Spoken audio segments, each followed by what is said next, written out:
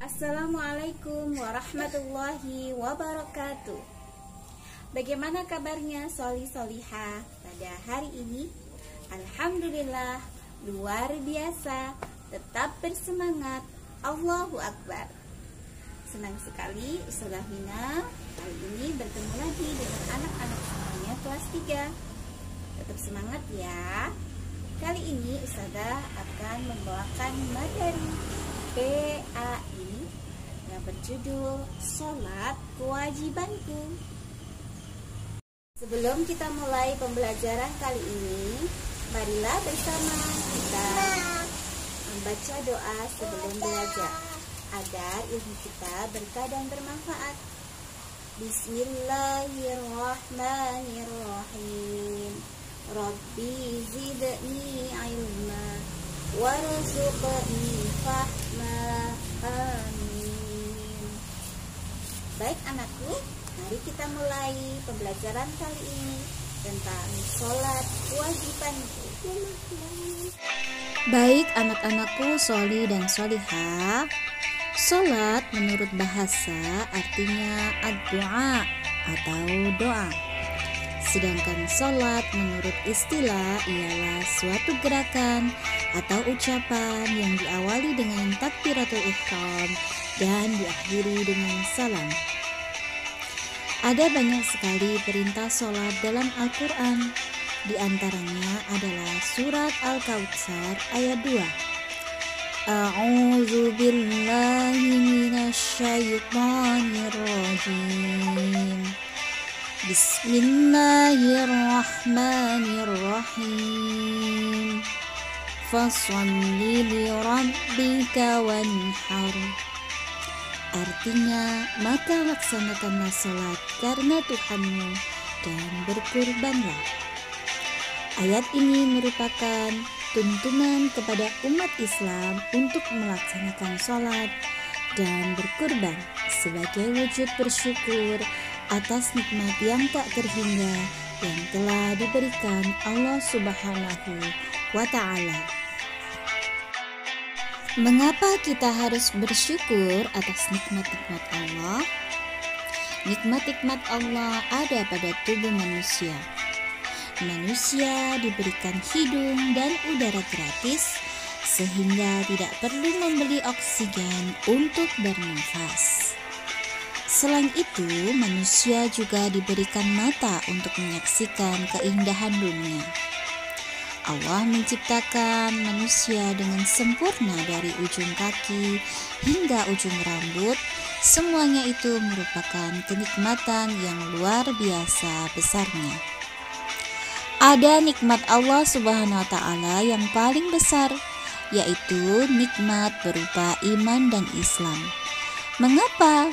Karena iman dan Islam mampu menyelamatkan kita semuanya baik di dunia dan akhirat. Umat manusia bersyukur kepada Allah atas nikmat-nikmat tersebut. Berdasarkan Al-Quran surat Al-Kautsar tersebut, sholat dan berkurban merupakan tanda syukur atas nikmat-nikmat yang diberikan Allah kepada manusia. Allah memerintahkan manusia untuk mendirikan sholat 5 waktu dalam sehari semalam. Selain itu, Allah juga memerintahkan kurban pada waktu hari raya kurban, yaitu hari raya Idul Adha bagi umat Islam yang mampu. Lalu, bagaimana dengan hikmah sholat? Hikmah sholat ada banyak sekali. Sholat akan membawa hikmah yang banyak jika dilaksanakan dengan sempurna, memenuhi syarat, rukun, khusyuk, dan ikhlas karena Allah. Salah satu di antaranya hikmah sholat adalah yang pertama, kita akan selalu mengingat Allah, merasa diawasi oleh Allah ketika kita dalam sholat. Yang kedua, semakin dekat diri kita kepada Allah. Yang ketiga, dengan sholat 5 waktu, kita akan menjadi disiplin terhadap waktu. Yang keempat, menghindarkan dari perilaku keji dan mungkar. Yang kelima, hidup kita lebih tertib dan teratur. Yang keenam, bersikap rendah hati. Yang ketujuh, hidup damai dan menyebarkan keselamatan. Yang kedelapan, hati kita akan menjadi tenang dan tentram. Yang kesembilan, membina kebersamaan, persamaan, dan persaudaraan. Allah menyuruh kita untuk menjadikan sabar dan sholat sebagai penolong kita semuanya. Berikutnya, Ustazah akan menampilkan video praktik sholat. Simak baik-baik dan pelajari ya.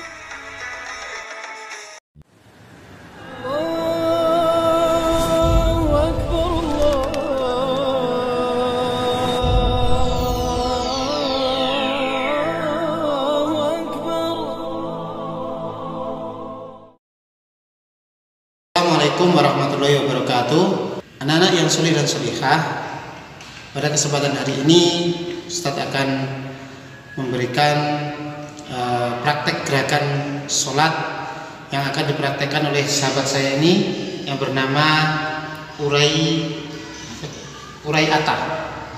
Baiklah, mohon disimak baik-baik dan semoga kita bisa mempraktekannya.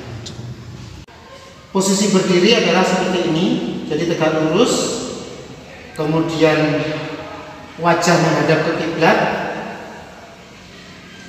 jari-jari kaki juga menghadap ke kiblat. Jadi tidak boleh jari-jari kaki begini, ini salah. Atau begini, ini juga salah. Jadi jari-jari kaki menghadap ke kiblat. Kemudian pandangan ke tempat sujud. Pandangan ke tempat sujud. Berdirinya tidak boleh membusung ke depan atau terlalu bungkuk. Ini tidak benar. Jadi berdiri tegak lurus. Dan selanjutnya adalah takbiratul ihram disertai niat. Niat dalam hati bahwa saya mau melaksanakan sholat ini. Posisi takbiratul ihram adalah mengangkat tangan. Ini telapak tangan menghadap ke kiblat. Kemudian lurus bahu, jari-jari lurus telinga. Kemudian mengucapkan takbir. Allahu Akbar. Baik. Posisi tangan ketika takbiratul ihram atau takbir yaitu meletakkan tangan di atas perut dan di depan dada, bawah dada sedikit. Kemudian posisi tangan kanan berada di atas punggung tangan kiri seperti ini. Gerakan selanjutnya adalah rukuk. Jadi sebelum rukuk yaitu mengangkat tangan dulu seperti mau takbir, kemudian rukuk. Posisi rukuk yaitu kedua tangan menggenggam lutut, kemudian posisi kaki lurus, kemudian posisi punggung lurus sama kepala, tidak boleh terlalu dongak atau terlalu ke bawah.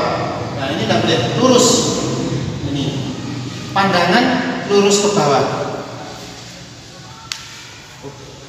Gerakan selanjutnya adalah i'tidal. Mengangkat tangan sama dengan takbir tadi, kemudian kembali posisi tegak, sementara kedua tangan berada di samping badan. Pandangan tetap ke tempat sujud. Gerakan selanjutnya adalah sujud.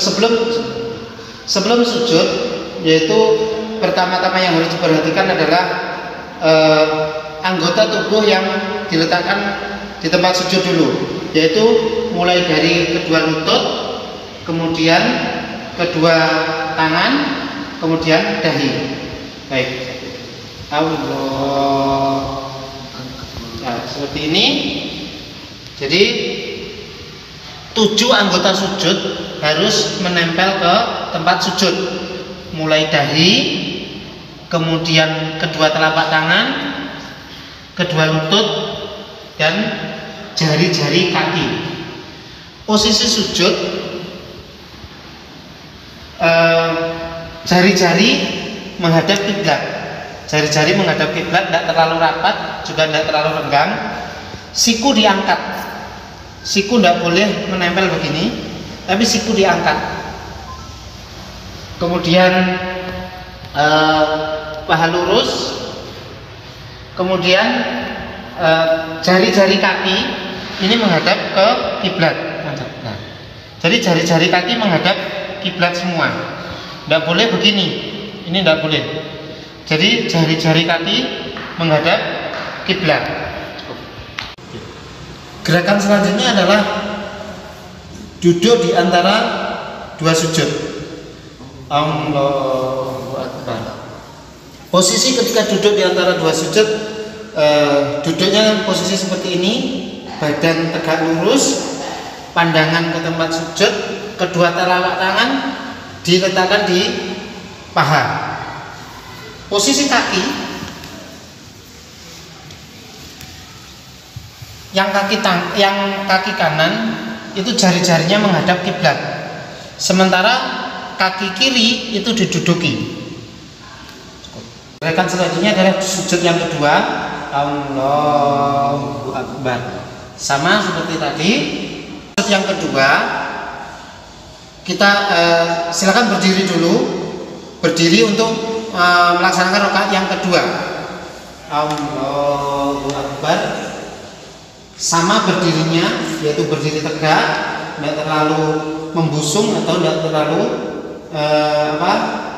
membungkuk. Jadi posisi berdiri tegak seperti ini. Sama gerakannya, yaitu meletakkan tangan di atas perut, bawah dada, dan jari-jari kaki juga menghadap kiblat. Demikian gerakan di rakaat kedua maupun rakaat ketiga dan rakaat keempat setelah sujud yang kedua. Baik, sekarang posisi selanjutnya yaitu duduk tasyahud awal. Allahu Akbar. Posisi selanjutnya atau gerakan selanjutnya adalah tasyahud awal. Itu sholat yang 4 rakaat, yaitu duduk seperti duduk di antara dua sujud, tegak lurus, pandangan ke tempat sujud, kedua tangan di paha, namun yang tangan kanan ini menunjuk ke kiblat. Jadi jari telunjuk menunjuk ke kiblat. Posisi kaki,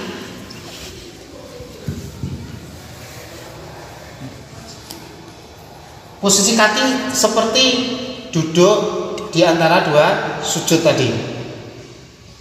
Gerakan selanjutnya adalah duduk tasyahud akhir sebelum salam, yaitu dari sujud kedua kemudian duduk untuk duduk tasyahud akhir. Posisi duduk tasyahud akhir seperti ini, badan tegak lurus, sama tangannya juga sama. Yang membedakan adalah posisi kaki.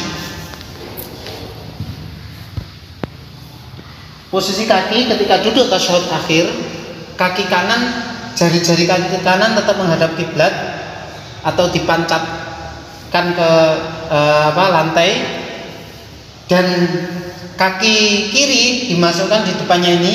Kemudian untuk posisi pantat duduknya adalah di lantai, badannya tegak, terus pandangan ke tempat sujud.